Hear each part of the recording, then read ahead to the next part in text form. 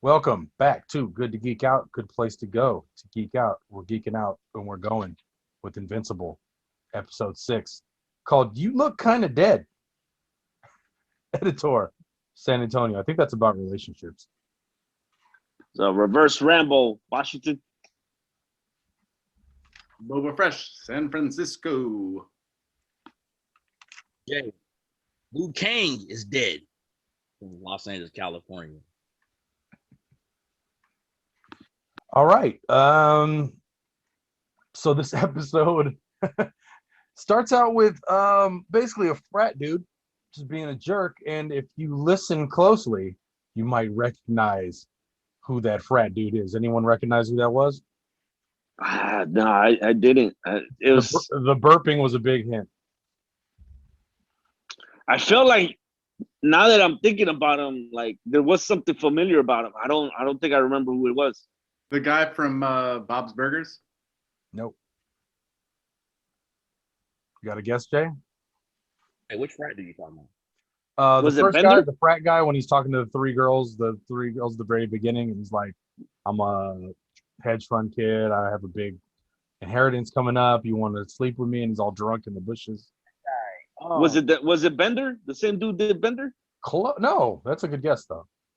And then he ends up becoming the first cyborg, of course. It was Justin Roiland. It was fucking Rick and Morty. But when you hear that first burp, like, why does that burp sound familiar? And then that's where the voice. Yeah, the voice is from. It's from the cable networks, the intergalactic cable network. Yeah. Because I was trying to place it. There you go. Good call. Yeah. And we also get the introduction of the villain for this episode, D.A. Sinclair, just a straight up mad scientist, I feel, right? This guy's just a mad scientist that thinks he's helping society somehow by eliminating humans' imperfections, but he's just creating monsters. Like, that's classic. I thought it was a different. I thought it was like D.A. Sinclair. I'm like, District Attorney? Okay, all right, man. Anyone know who the voice of Sinclair was? No, Ed, I don't fucking watch cartoons to fucking think about humans. No. I don't know. Ezra Miller. He was the Justice League Flash. I like this episode because it was a college episode. This felt like a Spider-Man episode that I enjoy, which is, again, I don't like Peter Parker, but I like the fact that Peter Parker grew up and that they always have to he's the hard reset more than Tony or anyone else. I look at Peter as the hard reset for Marvel. And they do a great coming of age story of, like, they handle the tension of the love drama between the awkwardness of teenagers trying to, like, that feeling when you're in a relationship that young. I think that they did a great job with the friend being in a gay relationship without, like, making it like a big thing and like, oh, well, we're so proud of you for being out of the closet and all this. It was just like, all right, cool, like, here we go, like, which is very fucking kids nowadays. Like, I don't give a like, why are we even talking about it? This is a ridiculous issue. So it was just beautifully progressive and real in that way. All in all, I mean, this was a fun episode in a very heavy series.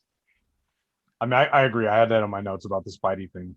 Like, Spidey at EU are fun stories. They're good. He's not so much of a kid. Like you said, he's grown up. It's nice to see him in a different environment. And then also those sewer scenes felt like Spider-Man to me, except for the fact that was immediately when he touched the water, that reminded me. But then he flew over it, so then it was less Spidey-like. Hey, Ed, did it remind you of when Spidey was fighting a lizard? Of course. The first episode of the 90s Spider-Man animated series. Lizard, yeah. Yeah, 100%. No, yeah, I agree. It does give you that, like, classic animated series vibe. I'm not a fan of, like, I get it. I get the need of, like, filler episodes and, all that. I'm not, I guess because of where I am in my life, I'm not interested in, like, seeing teenagers do teenage shit anymore. You know what I mean? Like, I have two of them. I have two of them myself, and it's kind of like, I don't know. It's just I'm not there right now. So I'm just kind of like, what else is out there? So any episodes where it's like heavy on the teenage melodrama and stuff. I think that's why I have like a short fuse for like anime. I just can't do like the melodrama stuff. Yeah. So I really didn't think this episode was that great. It was definitely like definitely agree that it was more throwback though. Absolutely. I just don't think I had that much fun with it. I was just like, this thing is. I do dig that they did the gay thing without pandering though. They like just like imply on D.A. Sinclair's like alpha male. You're quite the alpha Yeah. male. It's a lot. It's a lot like an '80s horror movie from that angle. Yeah. Like the mad scientist. I watch a lot of '80s, '70s horror. That's like a easy trope of someone experimenting or tearing people apart and trying to make some reanimated, whatever you want to pick. But beyond, I do feel like this whole episode is about relationships, different ones between different people, and so it does feel like a filler episode that way because it doesn't move forward, but it does skips a lot of background. But we also get the aftermath of the fight, right? We got Monster Girl passed out with Robot tending to her, will not leave her side, which is, I don't know if that's creepy or sweet. And then you have Mark's parents fighting over him about, did you know that he was doing this and how much did you let happen? And this is our son. And you're starting to see the beginning of the rift there. And I don't know, man. It was, and then Black Samson gets his powers back randomly. Nice. That's the opposite of what you expect for a black hero. Jay, when I saw that scene, I immediately thought of you and talking about doing a Black Samson cosplay, because what you do is you go to the first half of the convention with your armor on, and then you go to the second half of the convention powered up. That's dope. That is fucking dope. I like you, man. I knew it was something. I like you too, Jay. I like you. Yeah, I'm gonna work on that. But that got me hyped right there. As far as the episode is concerned, I thought it was great character development for Mark.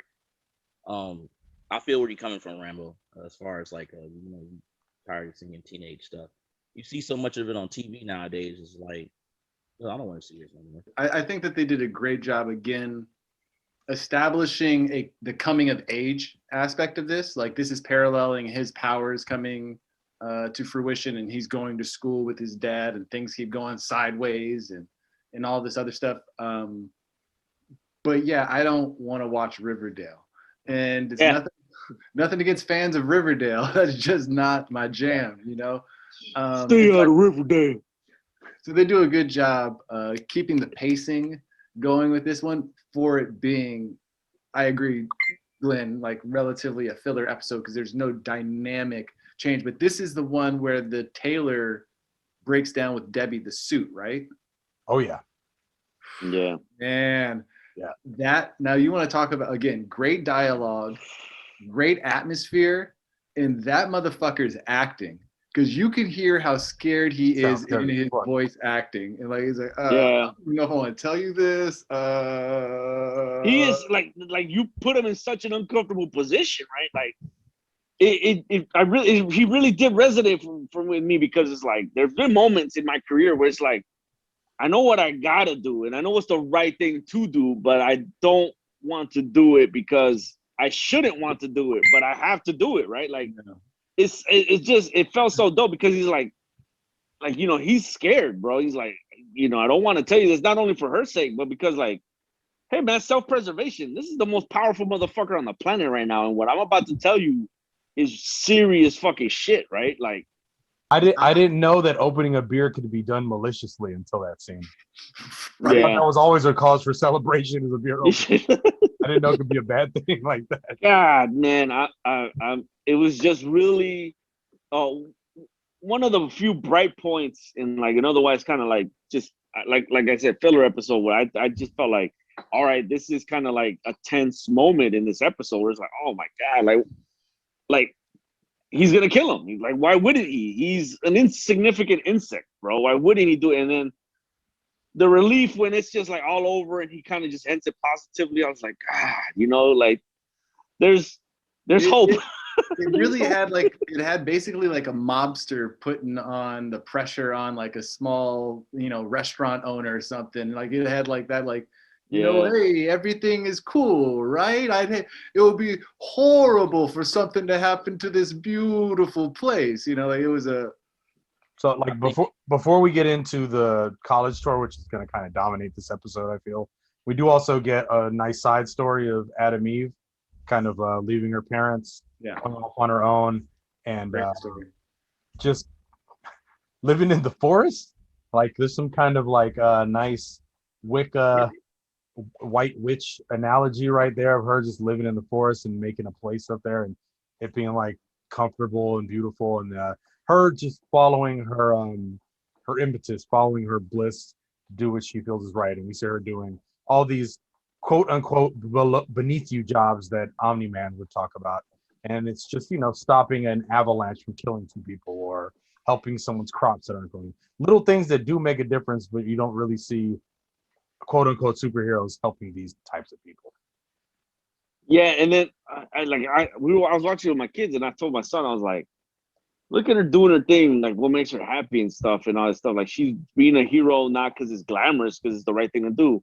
And then I was just like, I think they're gonna kill her. Like I think they're gonna kill her in the next 2 episodes, bro. I think she's done. Like they're making me care too much about her, man. Like they did this to me with Red Rush, and I don't like it. Oh, you got PTSD. Yeah, man. I was like, they're gonna offer, man. I'm not gonna get close to her. I'm close to her already. Honestly, I like Eve. Think You a about it. sucker for a pretty face, though. That's why. No, I'm just playing. No, I'm a sucker for red. Oh, for redheads. For redheads. Oh, okay. So Gene Summers, right? Oh yeah, of course. I love Jean Grey. Yeah, I love Mary Jane too. I'm a sucker for reds. Not like Wolverine in the sense, like I'm not gonna take nobody woman, but like he would. But no, I'm a sucker for reds. But anyway, No, but yeah, you're a fan. Eve. The reason why I would say that Eve, I kind of agree with Eve because listen, Eve suffered abuse, like the way her father talks to her. I can understand like that type of abuse. I was like relate to it. But to get to I want to talk about the Eve being proactive with her powers. I think is a huge thing, especially in light of Falcon and Winter Soldier just ending, and it being a huge part of Falcon talking to Bucky about, like you're just avenging, like you have to be a service to people, and so you see that parallel with Eve here of making that switch of like, well, what are we doing as superheroes, just waiting for aliens to invade when like again she can like change crops. There was a comic in the 80s called Heroes Against Hunger that DC put out, and it was like all the proceeds went to Ethiopia. It was part of the Hands Across America thing, and the every page is drawn by a different artist. Like it's pretty cool. The story is all through, but the whole thing is like people come up to Superman, they're like, why could you stop fighting Lex Luthor and like make it rain somewhere? Can you like divert a river over here? Could you like Batman, you've got billions of dollars. Could you do anything except for make a jet that looks like a bat? And there's a ton of jets that already exist. You need a jet that bad. But so I think that they do a great job with Eve being proactive and really, and I don't want to undercut the importance of her against setting healthy boundaries and being like, I can't be around my dad. Like, I mean, I didn't think about it until right now. Eve comes from an abusive home with a caring mother that parallels Mark's exactly.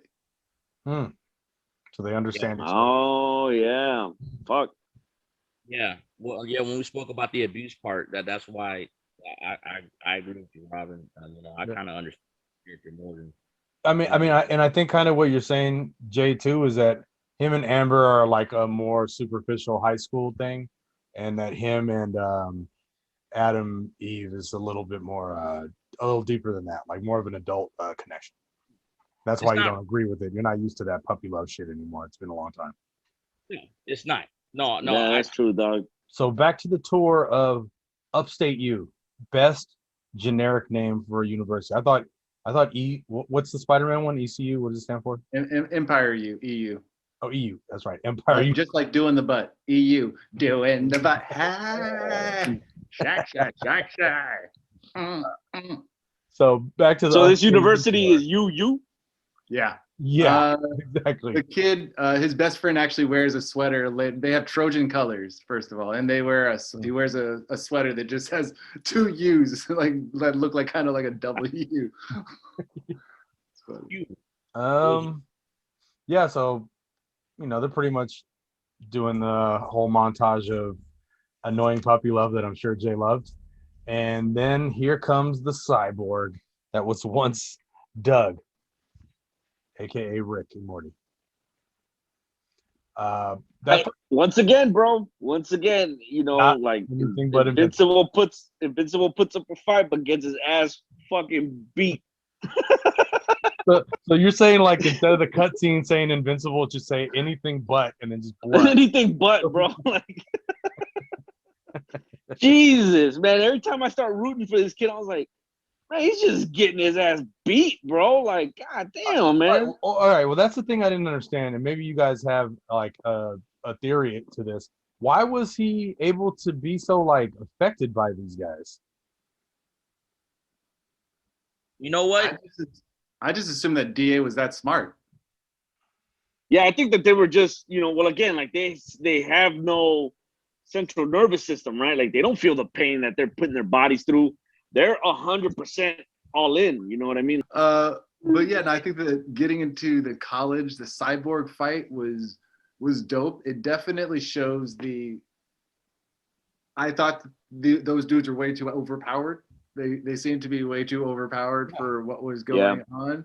But that's the only way you can kind of like up the ante on keeping it interesting. And again, this dude's doing this in a sewer. It's pretty impressive. It's that suspension of disbelief of those old ass animated shows, bro. Like, how'd they do it? Who gives a shit? He's down here, man. And they did a great job with the whole body horror aspect of him like jumping and fucking jumping on the sundial and hurting himself to death. I was just like, oh shit. Yeah, that last shot of him just resting on it. Oof. Yeah, that was really good. Well done. So we do get a side of the robot, with the Mahler twins, and seeing what's going on over there are obviously creating some type of organism, body, a clone. We don't really know what it is. But it's interesting. Robot is when I first saw Robot, I thought he was like, Cliff Steele Robot, the way he looked, and I thought he was going to be similar. He's very, very different. Very different.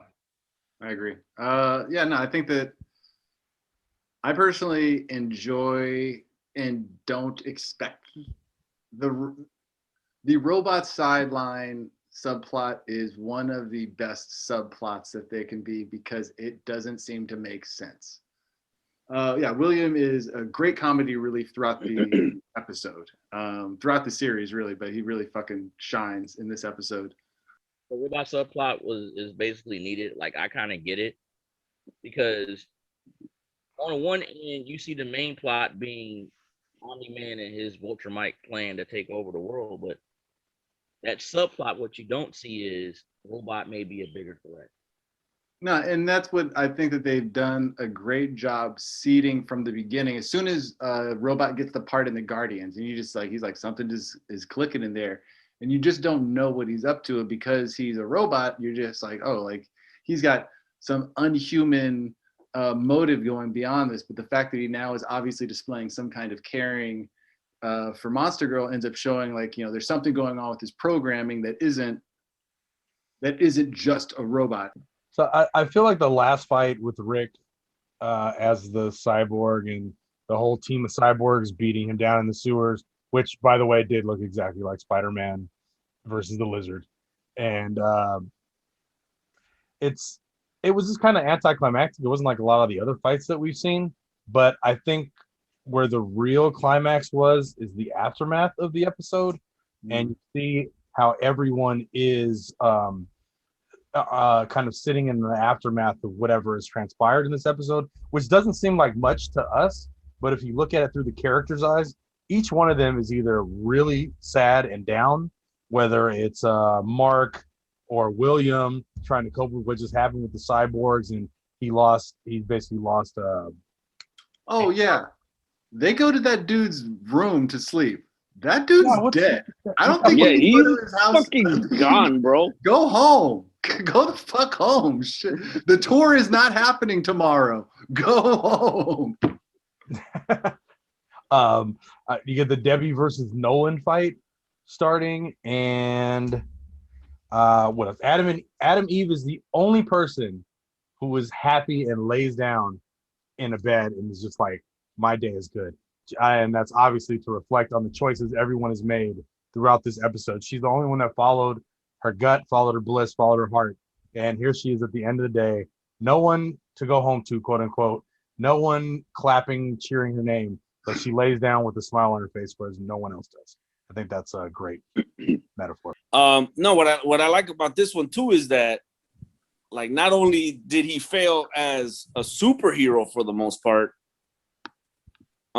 he's failing in like his relationship. So he's failing at being like, this kid cannot get a fucking win to save his life, bro. Like, it's like I'm really starting to feel for him because it's like, is the incentive. Like I told my son, like I was like, I think the drive to not be invincible is starting to weigh on him. We're just like, yo, like I'm not even that good at this shit, bro. Like, he's not saving a whole ton of lives. He's getting fucked up left and right with his robots by anybody, really, with the will.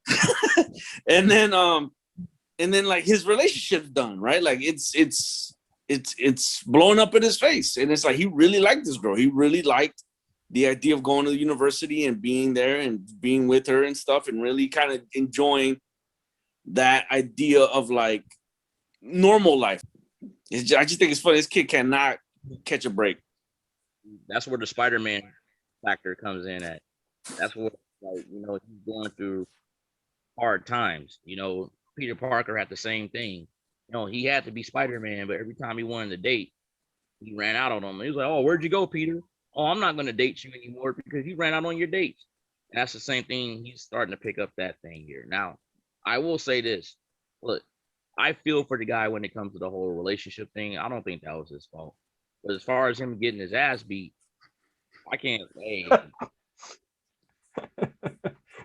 Wait, man, you get beat up, man. Or training, you gotta do some Vegeta Dragon Ball Z stuff right there, man. You know, you chose his life. You chose his life. So I'm like, man, you get beat up, man. I feel for him, yeah. I mean, you're not gonna win every fight. Nobody wins every fight. Nobody's unstoppable. So, you know, But his name is Invincible. You have to. But it's not even winning the fight. It's you get your ass beat and like, you know, finish the fight. He is getting the fights finished for him. He's getting finished in the fights, and his name is Invincible. That's what I think is fucking funny. Like, it's not that I expect him to win every fight. Nah, that would make an uninteresting character. But what I love is that he picked the worst fucking name for himself, man. All right. That was we talked a lot more about that episode than I thought we would. I guess we found some interest in the filler, quote unquote filler episode. The different perspectives help, man. I can't wait for the next one. I know it's happening. Oh, dude, the next one. Next two. Beautiful. On that note, San Antonio Editor out, and fuck you, Nolan. This is Reverse Rambo from Washington. Luke Cage wasn't that bad. And you know what? Mortal Kombat sucks because Luke Cage wasn't the main character. But that's neither here nor there. Boba Fresh. I'm either coming at you with some philosophical shit or some bullshit. I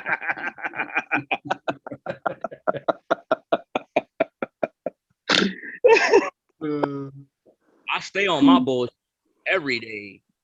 One, and I give Titan the props. Titan, way better than Luke Cage. Luke Cage, take notes from Titan. You need to be more like him. From Los Angeles, California. Peace out.